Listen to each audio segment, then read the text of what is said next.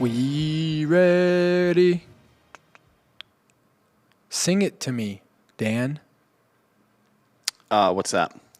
I was just singing a song for you. What song? We ready? I don't know what that is. You don't know that song? No.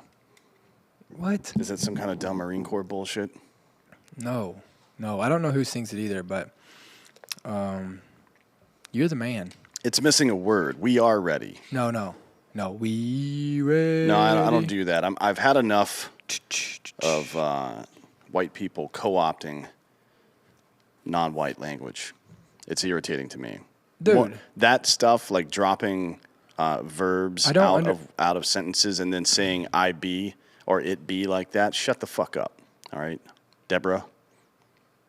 Jesus fucking Christ. Let's get started today, folks. You know what I would give? What's that? I'd give anything to get my fucking computer plugged in before it dies.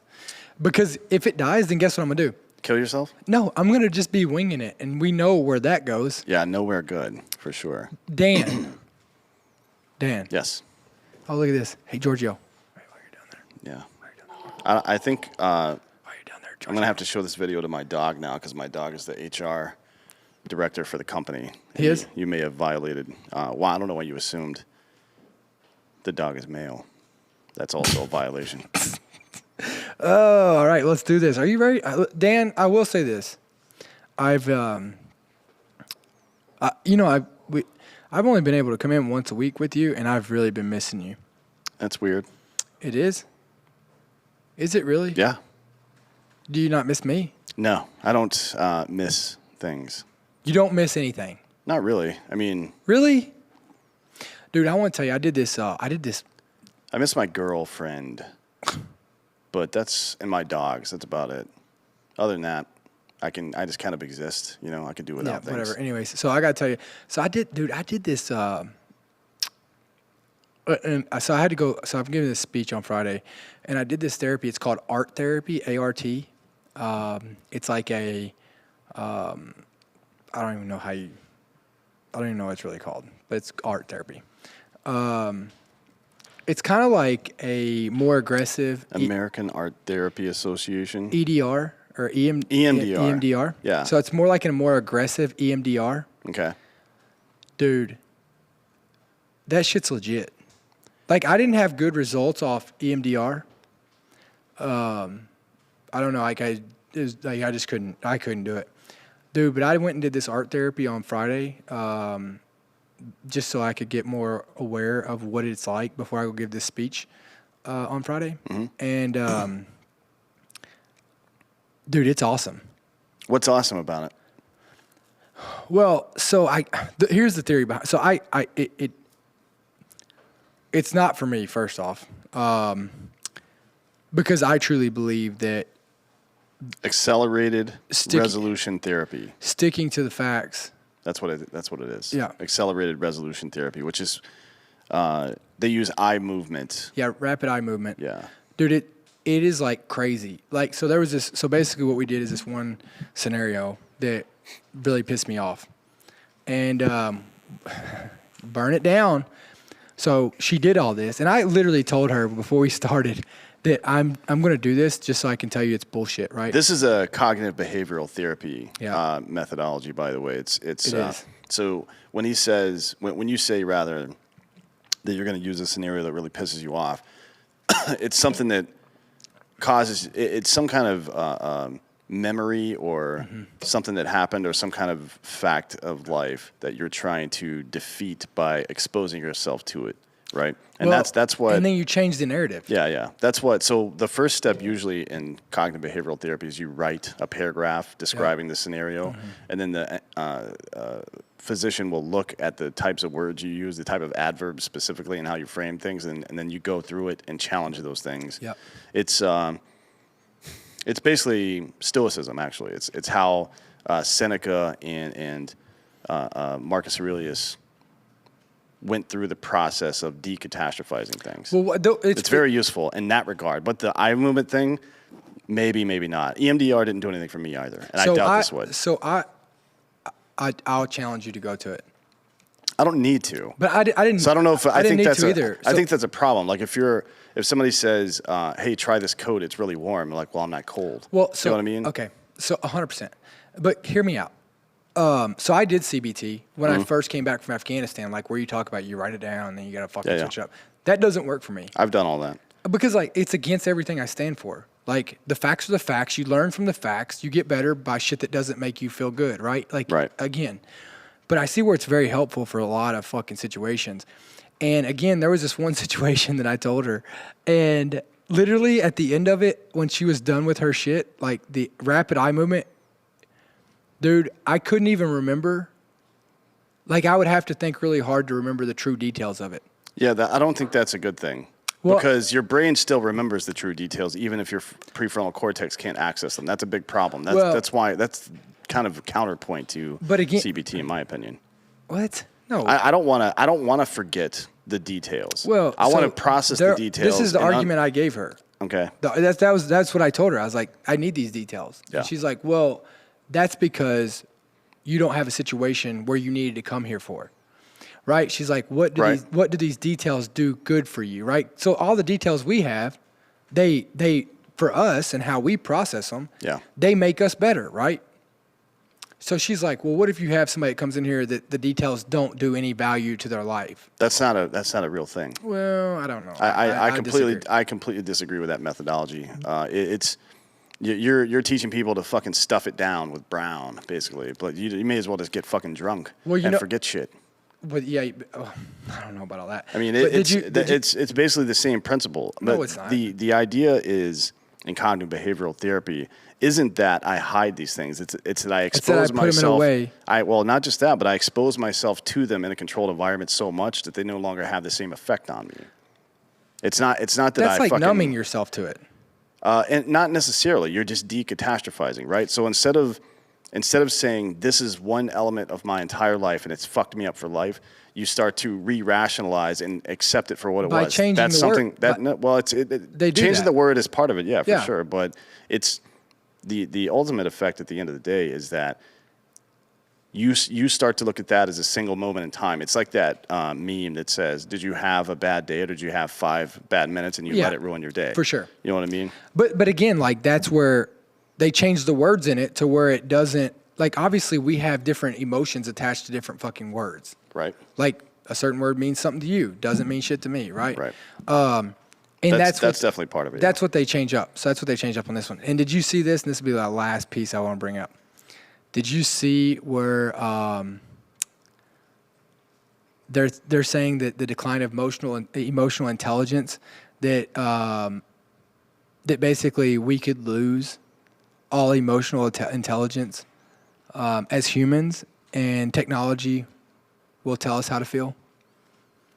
I mean, we're already being told how to feel by social media, right? Well, for sure. So I mean, I guess that's not hard to believe, no. But what do you think? I mean, isn't that crazy? Like, don't you think that'll be fucking crazy?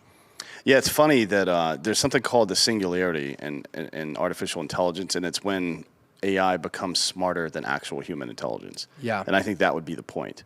When AI starts informing what we should believe instead of the other way around, then we're in big fucking trouble, right?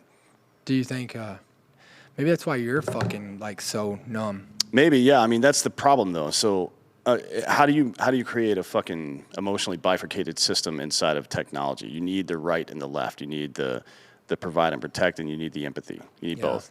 So I don't know how you get that from a machine. Maybe we'll just be responsible for the empathy at that point, but then that doesn't leave a whole lot of room for people like you and me to hang out, right? So then you and I are going to be fighting machines, and the people who are empaths are going to be fucking fighting against us too. Luckily, they're a bunch of fucking pussies, so I think it'll work out fine. You and I, we should live together. God damn it, dude. Stop every fucking thing. It's like, oh, gas prices are going up. You should move in. I mean, the fuck's that got to do with anything? Bro, it'll save so much on fuel if we carpool everywhere, We're here to talk about border walls today. Whatever, bro.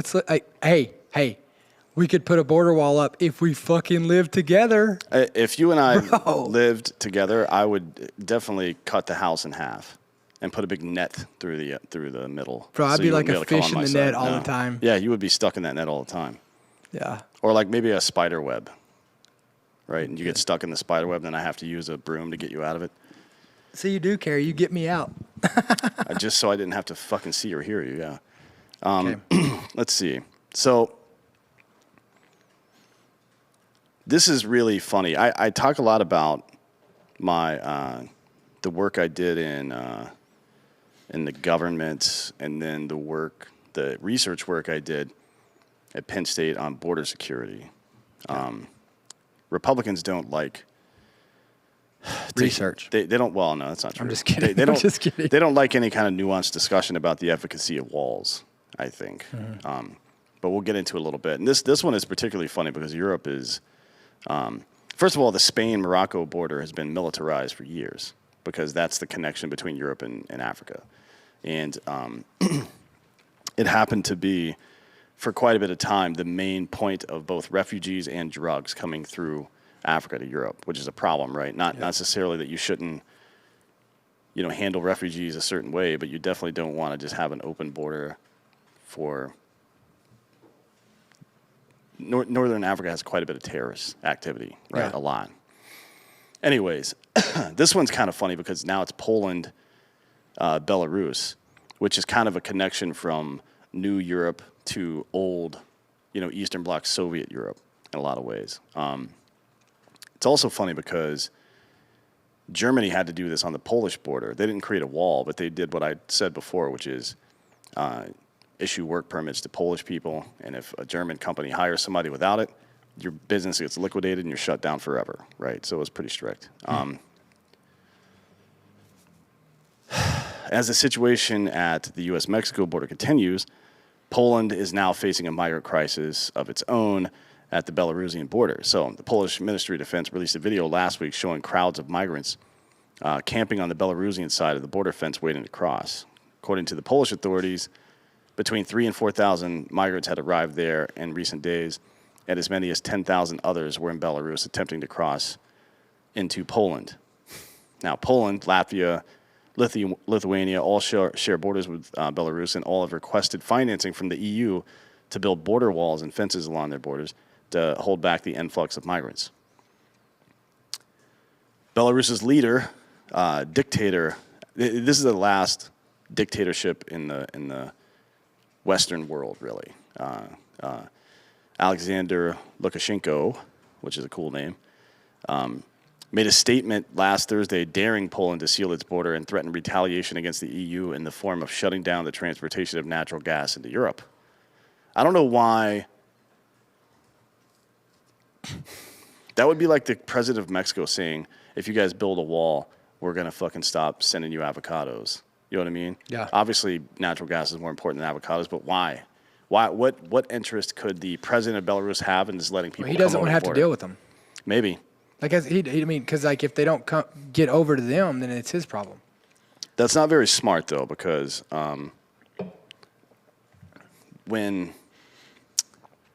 if you're a dictator, you want to eliminate your enemy, not allow them to get powerful in another country and then fight you from abroad. You know what I mean? Like when we invaded Iraq, what was one of the first things we did? We found a bunch of disaffected Iraqis across the world who had left and started building them up to run for office in Iraq. You know what I mean? Anyways, the EU has traditionally considered accepting refugees to be a humanitarian necessity. It's gotten a number of countries in trouble, actually, Germany being one of them, making the consideration of a border wall controversial since the migration crisis in 2015, which saw over 1 million refugees fleeing from the Syrian civil war into the EU. Anti-immigration political movements have grown alongside backlash from residents. Now, there's a pretty good chance that Brexit had a lot to do with that. Yeah. I mean, I don't know. So imagine this. Imagine if you had, okay, I don't know. So imagine if you had nowhere else to go. You had to stay to fix your own fucking country. Yeah. Yeah. Don't you think that these places would get fixed? Yeah, that's why fad diets, like eating like a caveman, doesn't work, because you don't have to do it. Yeah. These things work because you're forced to do them, but they don't work if you're doing it casually. Yeah. You know what I mean? So, I mean, like, I think that, let's just, here's an easy talking point. Like, I think that, like, accepting women and children is humanitarian. But I think that if you are a fucking, as we call them, military age male, Yeah. you should have to stay to fix your fucking problem. What do you think? Yeah, I agree with that. I mean, I guess it's a matter of degree, right? So if you're a disaffected political party or something like that, if it's like Iraq, and I think 80% of the country is Shia and the 20% is Sunni, or 16%, and then some Christians and other religions and shit like that, maybe that's so overwhelming that you have to do something about it. I don't know. But, Well, then maybe you must have to put your differences aside and fucking figure out how we can unite. well, you're begging the question there, because maybe the 80% majority doesn't want to put differences aside. And that we know that they don't in Iraq, because that's what the Iran-Iraq war was all about, right? Well, then guess what? Sounds like you're in the wrong country. Yeah. Well, that's the point, though. They're trying to get out of the wrong country. But then they want to bring their beliefs, like, again, then they want to fucking, you know what I mean? Like, Yeah, we've made a mistake here. I mean, you're certainly entitled to believe what you want to believe, but you're not entitled to require other people believe it. You're not entitled to people respecting your beliefs either. no. Especially if they're fucking stupid. But this most recent situation along the border of Poland has led European officials to consider abandoning the longstanding tradition of not officially financing barriers along their borders. Charles Michel, the president of the European Council, said, quote, "We're going to talk about physical infrastructure and the possibility of its financing. I'm talking about physical infrastructure that could better protect the EU." Now, the EU's legal advisors recently ruled that the bloc is permitted to finance construction of walls and fences along its borders with its common budget, which means they wouldn't have to go back to the individual countries of the EU, and ask for permission. They can do whatever the fuck they want.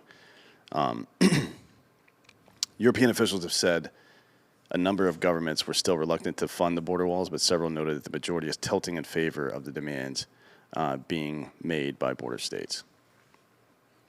So that's a big deal for Europe, because it's not been like that. Europe has been European history is more about building walls to keep out plebs, not other countries. You know what I mean? It was more about, like, castles were built to keep, the poor people that depended on you in, and the poor people that would rob you out, more or less. But not foreign countries, except for the ones in, I guess, in Gaul, especially, like whenever the Romans felt like attacking anybody to the north, you know what I mean? It was like, all right, you're up first, bitches. So there's a lot of cool old castles in France. Anyways, we want to talk about border walls and their efficacy in different countries. We'll start with the U.S., because that's where we are, I'm pretty sure. Can anybody confirm that we're in the United States right now?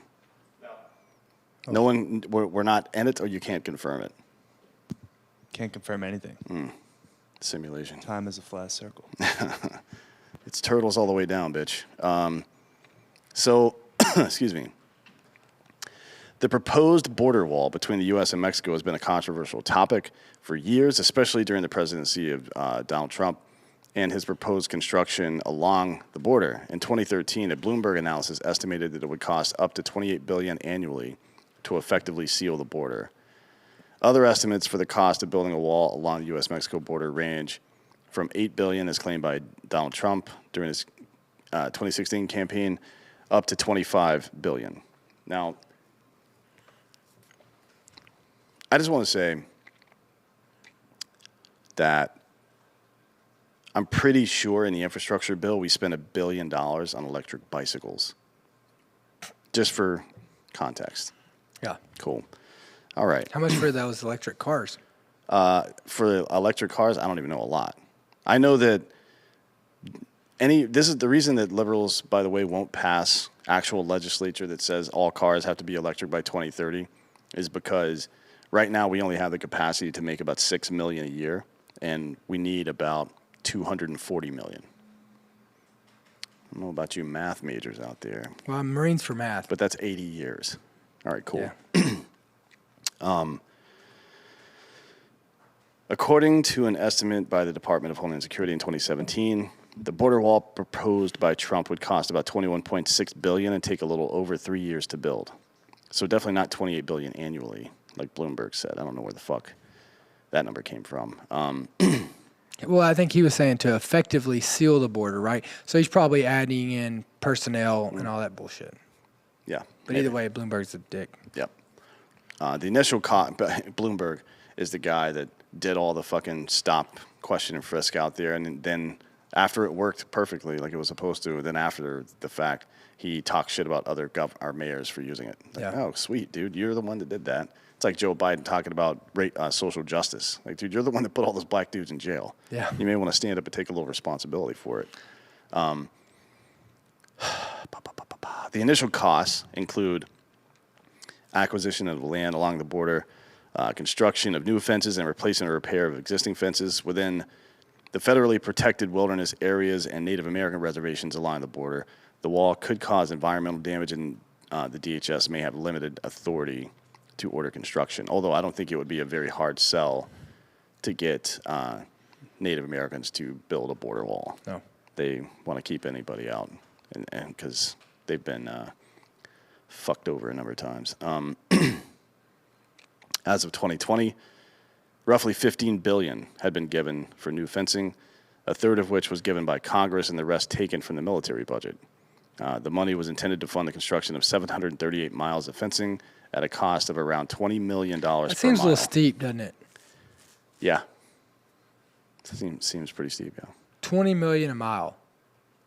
I mean, I would like to, I don't know how much it takes. What is it, like a 20-foot border wall? And then in some cases, it's more of a fence than a wall. Well, they have to factor in, I'm sure they're factoring in the cost of the land. Yeah. Right. Yeah. Let's see. Even with the funding, the fence would only cover a little over half of the 1,300 miles that had no fencing when Trump took office. As of March 2021, only about 47 miles of new barriers have been constructed where none had previously existed. Trump was counting on winning re-election and then getting the rest of it done. That's not what happened, obviously. Different conclusions have been drawn about the actual or likely effectiveness of the border wall. According to a Texas A&M and Texas Tech, according to those two universities, the wall proposed by Trump and border walls in general are unlikely to be effective at reducing illegal immigration or smuggling. Now, I happen to agree with that in part. Now, it can be a helpful assist in deterrence. The problem is, let's say you have a leaky bucket, right? And the larger holes let through, or I'm sorry, the smaller holes let through water, and the bigger holes let through like fucking some kind of poison, like a pill or something like that that's poisonous. You can plug all the smaller holes, sure, and we won't get any more water, but all the crime and all the fucking trafficking and the drugs and all that stuff, that will persist. But if you man the border with the wall, you have to man the border with the wall and tech, and then you have to bump up the fucking air and sea assets as well. But more than all this, you have to have laws that are going to be upheld. Yeah, right. I mean, so if unlawful presence isn't a crime anymore, then none of this is. Then none of this is even relevant, right? So like, if we're not going to enforce the fucking law, then it doesn't fucking matter. Yeah. So, the American Economic Journal. Hold on. Found that the construction of new barriers reduced migration by 15% to 35%, depending on the proximity of the barrier. Right. Critics have noted that the walls do not prevent the misuse of legal ports of entry by illegal immigrants and people smuggling contraband. So, but I wanted to say this: like, we've got Border Patrol down there right now. Mm-hmm. They could arrest we've got the National Guard down there. They could arrest a fuck ton of these people. Mm-hmm. Like, we could stop a lot of this coming over right now without the fucking wall. But the laws are not upheld. Yeah. I mean, until that's one of my big problems with when I say I don't like border walls, there's a number of reasons. One is because of delayed commerce. Like, everybody's bitching right now about shipping issues and the supply chain and not being able to get the shit they want. I guarantee you that a lot of these items are going to become unaffordable if we don't. That's why NAFTA was pushed through in the first place. Now, I didn't agree with the tenets of NAFTA necessarily, Yep. but it is something. It is worth noting that different countries have different types of economies, and it isn't predatory to say, well, it costs, I don't know, $10 a day to live in America, maybe, but it only costs $1 to live in Mexico.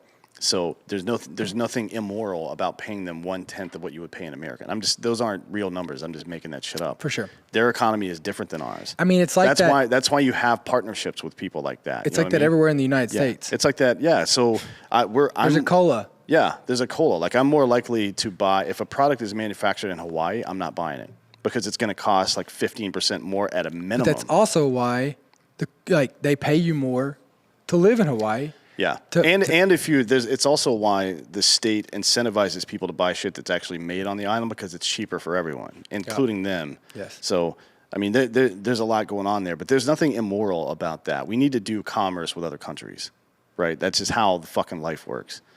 Anyways, critics have noted that walls do not prevent the misuse of legal ports, like you said, but CBP has repeatedly called for more physical barriers along the border, citing their efficacy and reduction in the number of required personnel. Now, it probably costs quite a bit less to build a wall than it does to have actual people. Probably less dangerous for America, meaning we're not going to have all these violent confrontations. For sure. Or at least 15% less, according to AEJ, which is, by the way, American Economic Journal is one of the most unbiased and well-respected scholarly journals in the country. Data published by DHS in October 2020 indicated that the new border area has been effective at reducing the number of illegal border entries as well as reducing the ongoing cost of manpower in at least one area which has been built. Carla Provost, which is an interesting name. That is an interesting name. Who served as chief of U.S. Border Patrol from 18 to 20, stated, "We cannot make a measurable impact on the flow of illegal entries across the border. It wasn't until we installed barriers along the border that gave us the upper hand." Now, this is interesting. Should there be a 1,300-mile fence in addition to the fencing we already have, or should we have segments of fencing that funnel traffic into particular areas that we can man more effectively? I would say the latter. Right? I mean, I think that they could catch thousands right now that they're watching cross. None of it matters. Right? That's the other side of it. I'm just talking about the efficacy of a border wall in general. I feel fine saying that if you could put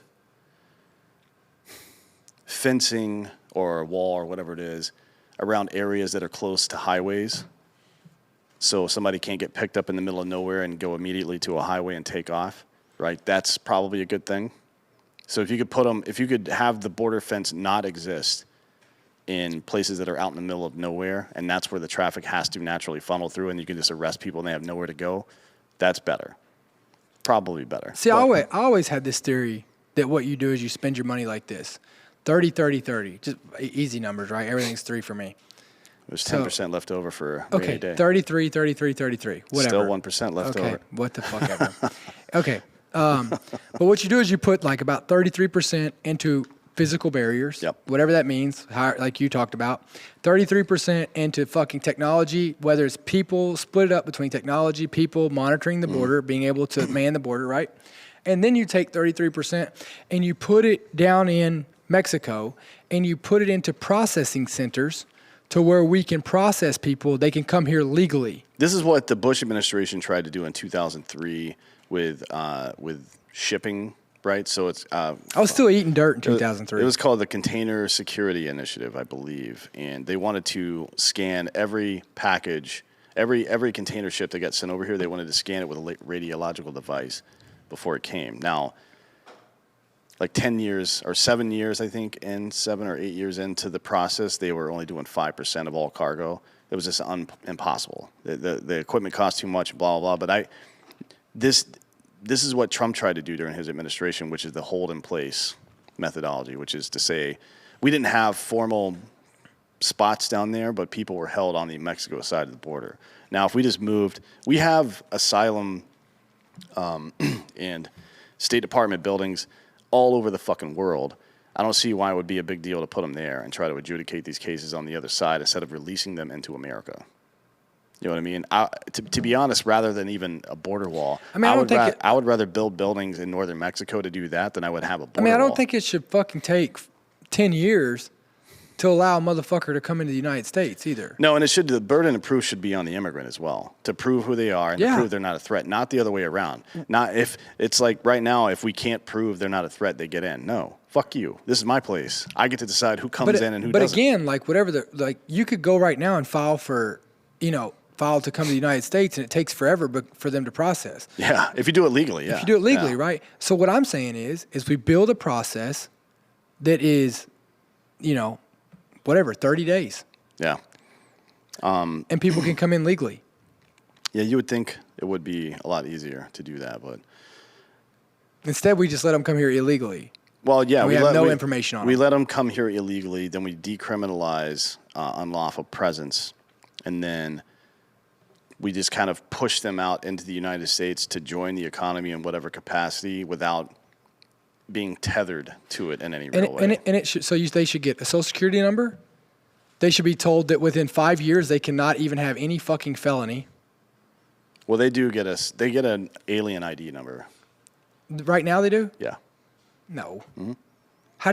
They don't even have to show you proof of who they are. So how you know you're fucking tagging? You write down what their name is and all other possible information, and gets logged in a USCIS report. Bro, and I look at you and I go, hey, my name's Jose.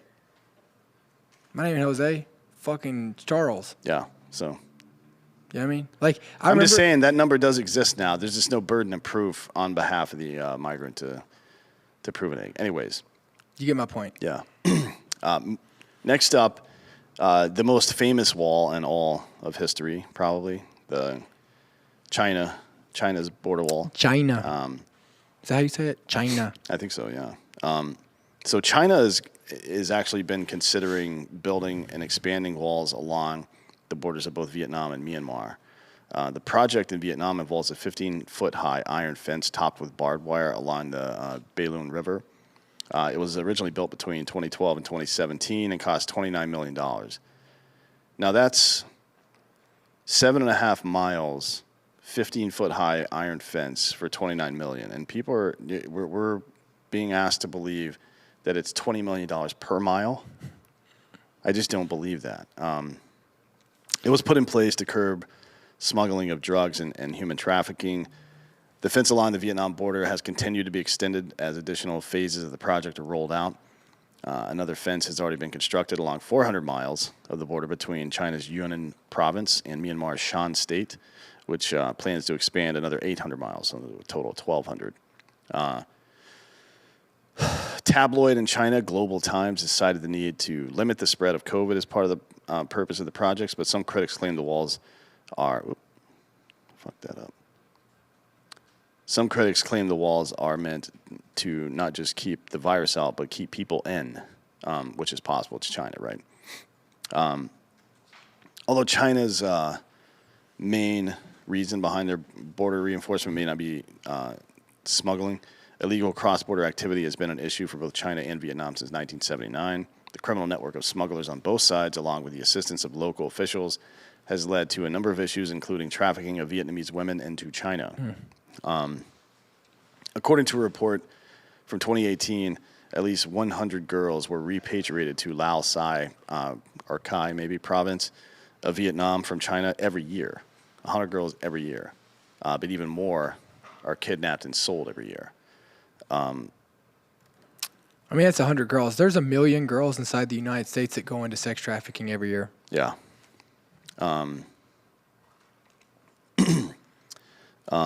Sorry about that. Besides attempting to control the spread of, hold on. China's most recent explanation for the wall construction pointed to urgent need to stop illegal border crosses due to the pandemic, but Vietnam has reported only 1,500 cases of COVID compared to 98,000 cases in China. I don't think anybody believes China's intent here. The Vietnam border is, besides attempting to control the spread of COVID, experts say the wall along the Vietnam border is the result of economic anxiety as the flow of migration has become two-way instead of just one. So they're trying to keep people in. Probably, yeah. I mean, so here's what happened. Back in the day, China had really shitty labor laws, and people fucking were forced to deal with them. Then there were a couple of revolutions. A couple of American companies took a stand, and now they've cleaned up a little bit of their act, but not much. And then there was a time. Then during the period where they were getting boycotted by a lot of people, Laos, Cambodia, and Vietnam started to receive quite a bit of manufacturing work. And now people are like, I can go to Vietnam now. I can leave China and go do that work there, make about the same amount of money, but not get my head cut off for saying weird shit in public, right? Why would I not do that? So there's a pretty good chance they're trying to keep people in.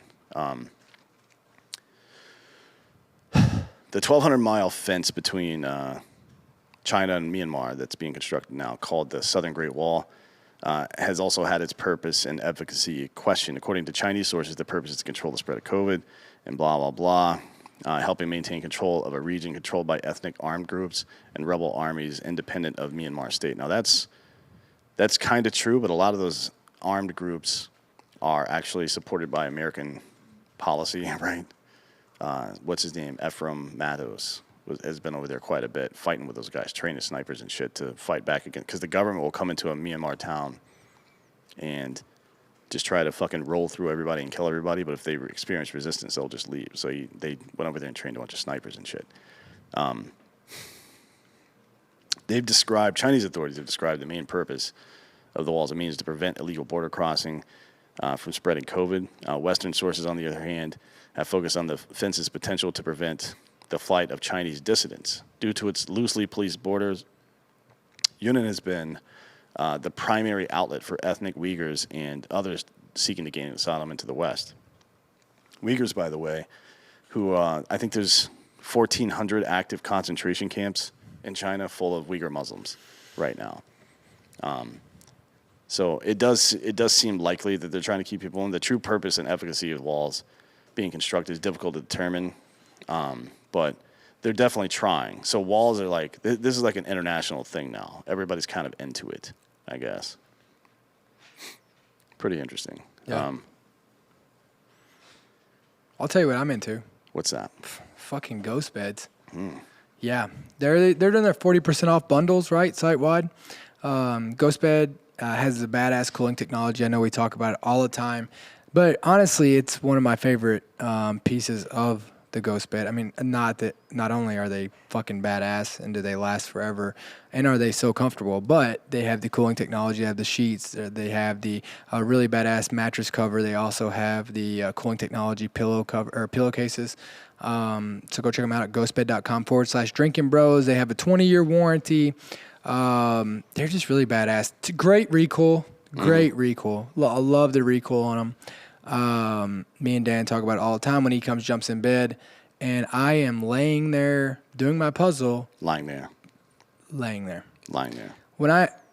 Anyways, Dan, it doesn't mess up my puzzle, so if you're a puzzler too, you should go get a ghost bed. Check them out, ghostbed.com/drinking bros. They have a pay as you go, 36 months, right? 36 months? Yep. 36 months pay as you go, depending on your credit. So don't fuck your credit up so you can get a badass ghost bed at ghostbed.com/drinking bros. That's ghostbed.com/drinking bros. Yep. Next up is Cardomax, CARDOMAX, immune booster. It's that time of year, folks. You're seeing it come back right now, as a matter of fact. California has now tripled the amount of some cases. We'll just refer to it that way so we don't get fucked with. That Florida has, who has no mask policy, and people are starting to ask questions.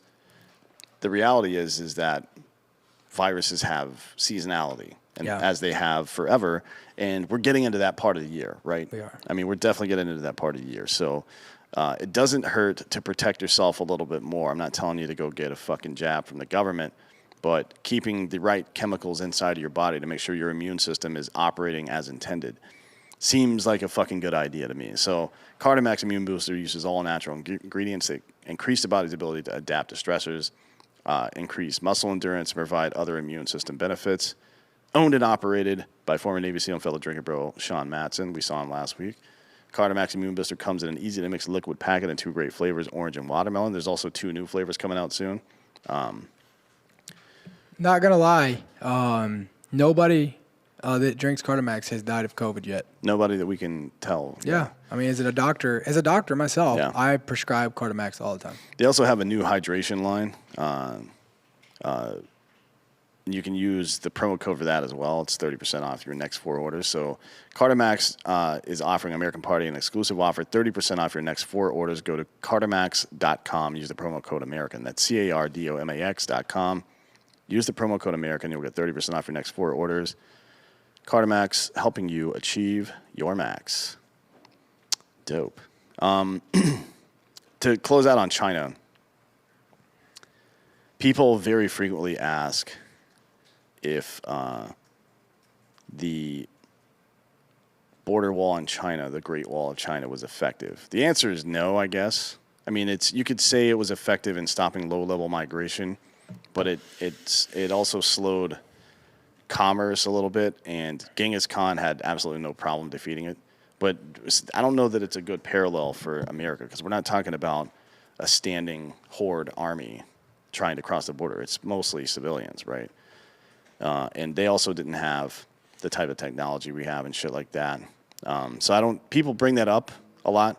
That's why I don't think it wasn't. Well, here's what I'll tell you is effective. Well, but here's what I'll tell you. Manned is effective. Why do we put them around all of our bases? Yeah, for sure. The manned part, though, so the Ming Dynasty was actually betrayed. I can't remember the general's name, but some general got paid off by a neighboring force just to open the gate and let him in. You know what I mean? So don't you think the point is none of these systems are fucking perfect. No, right? None of them are.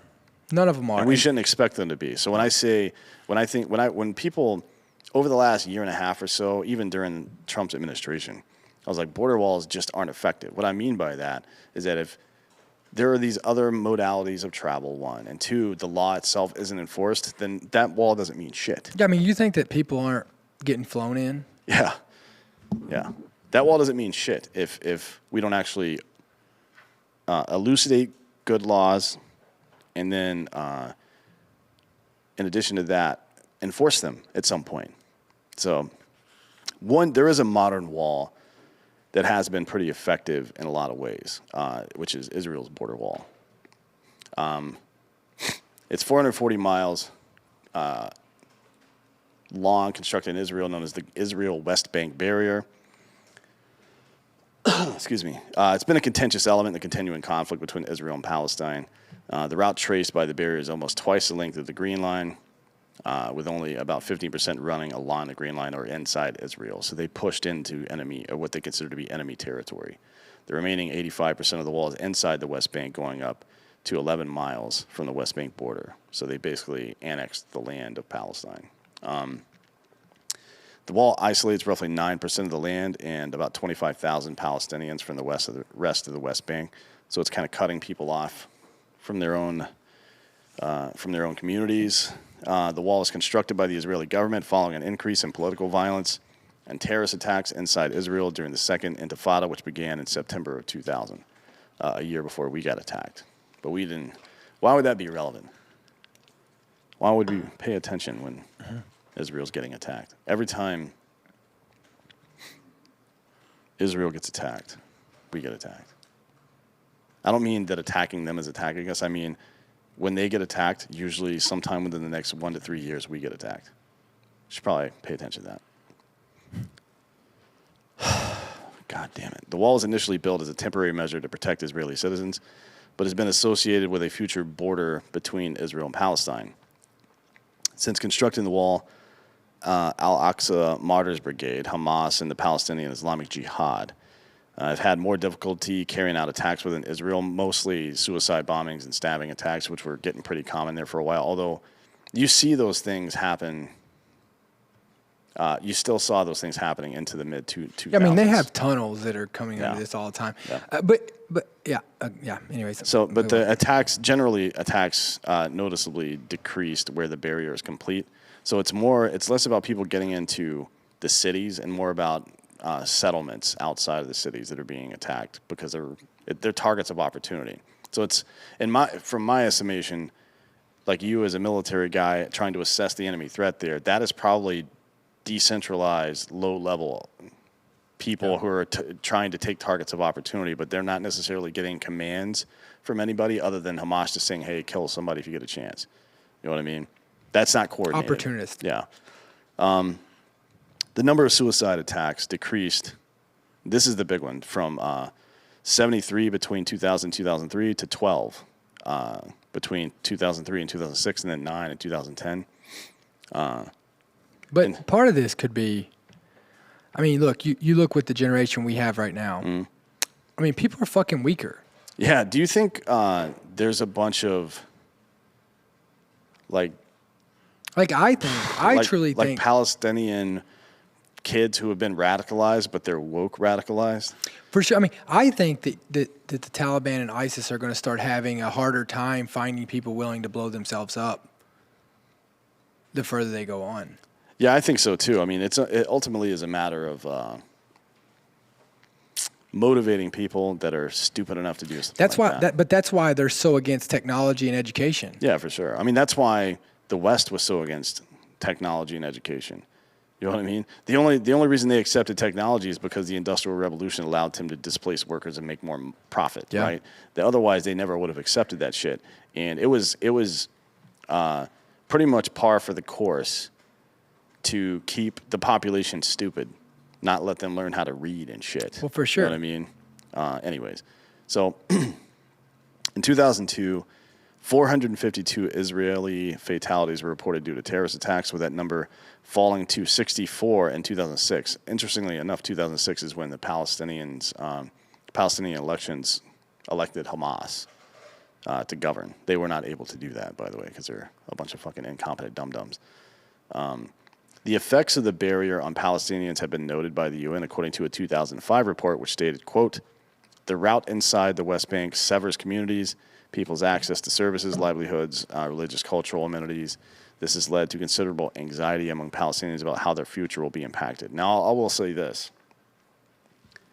People are not their government, and no class or race or nationality of people is particularly responsible for the actions of a minority group that are a bunch of assholes. Yeah. So I have a big problem with Israel pushing into their land like that. I mean, I think it's fucked up. I mean, when you look at I mean, obviously get off the talking points that everybody wants you to believe emotionally. Like, yeah, check, it's bad that they're fucking fighting. But Israel has literally pushed these people into a fucking corner. Yeah.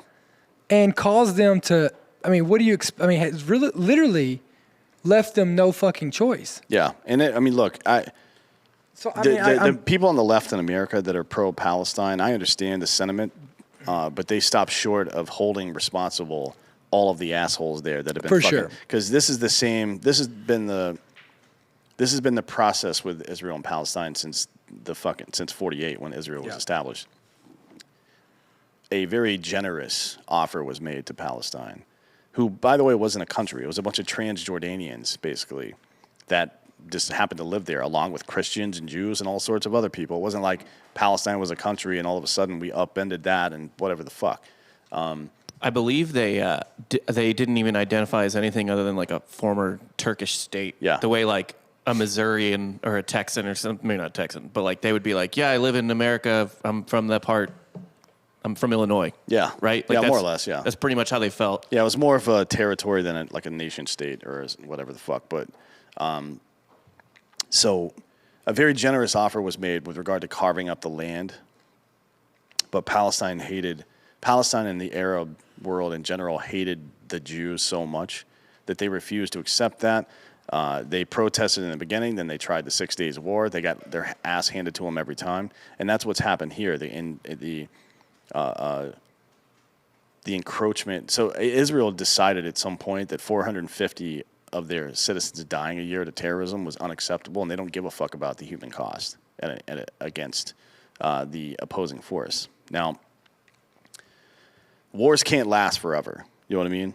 Wars that last forever, that's not war anymore. That's genocide. Yeah. So I'm not saying that Israel's committing genocide by any stretch of the imagination. What I am saying is that at some point, you have to find people inside Palestine who are willing to act like normal human beings and deal with those people. For sure. Right? and kill the other ones probably. And like I mean, and Arafat and all those turds that tried to keep the fucking PLO going for years and the PLF going for years. Fuck them. Just drop a bomb on their heads. Yeah. Fuck those people.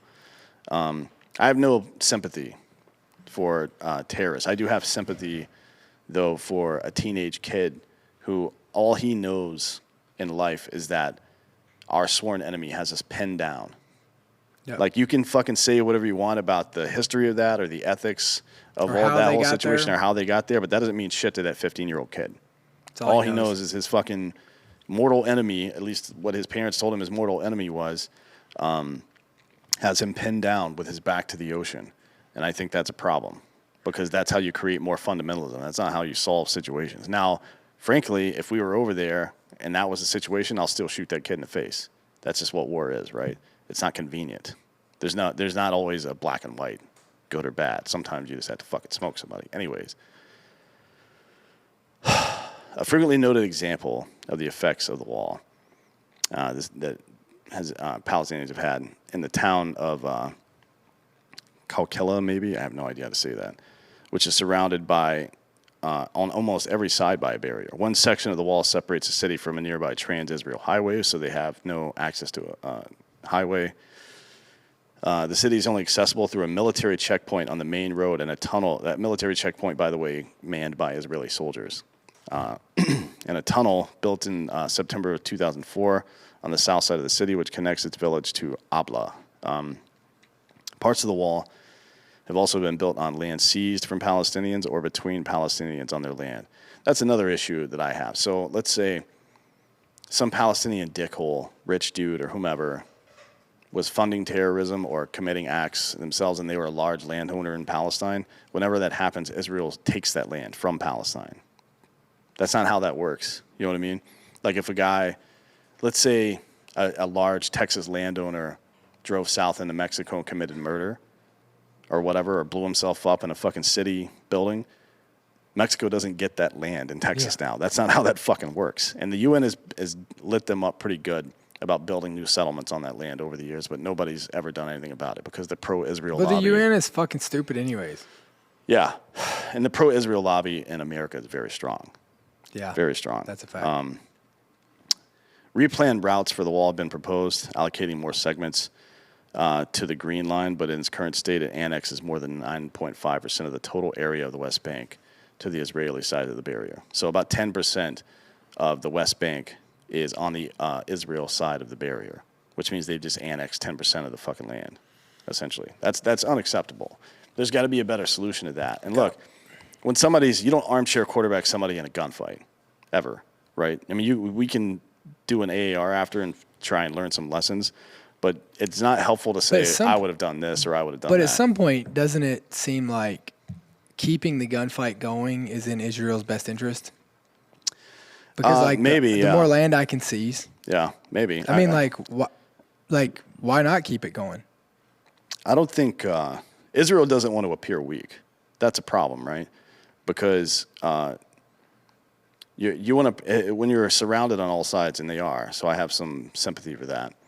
You want to project strength at all times, and negotiating with hostile forces doesn't seem like strength. For sure. Not in the Arab. The Arab world is different than here. No, you have to show strength. Yeah. That's why. That's why they roll the way they roll. Yeah. So trying to, to be honest, Israel should probably be a dictatorship, if I'm being honest. For sure. That's why, like the whole thing with Bibi getting rousted out of office and shit like that. I don't know how I feel about that, to be honest, because people that haven't traveled the world or haven't dealt with Arab cultures or Middle Eastern countries, they don't understand how it works over there. Like you've got haggling is part of the culture. If you just come to somebody with a price, and they say, let's say, it's like CDs, how much? I don't know, $5, and you're like, if you just accept $5, they're like, what is this guy, a fucking idiot?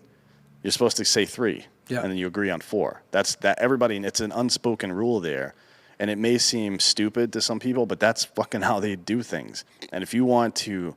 All the way down to how they shake your hand. Like they'll shake your hand and pull you to them. Yeah. Just to test you. Yeah, and you've got to be ready for that shit. Yeah. So if people try to do this shit all the time in America, they just do it a different way. They try to get deep in your hand and squeeze it hard. It's the same thing, but Arabs do that shit. there's no ethical value to that. It's not good or bad. It just is the way it is, and we have to start behaving in that kind of way, right? Like you deal with the facts as they are. You don't just fucking Facts. you don't. Well, they do it that way. I don't think that's right. Nobody gives a fuck what you think. Nor did we ask. That's just how it happens over there, and it isn't intrinsically good or evil. It's something. It is what it is. Yeah, it just is what it is. People are trying to defend themselves. So I'll tell you what I'll defend. the Constitution against all enemies, foreign and domestic. And I'll defend seeing you in hell. All right, we'll see you in hell.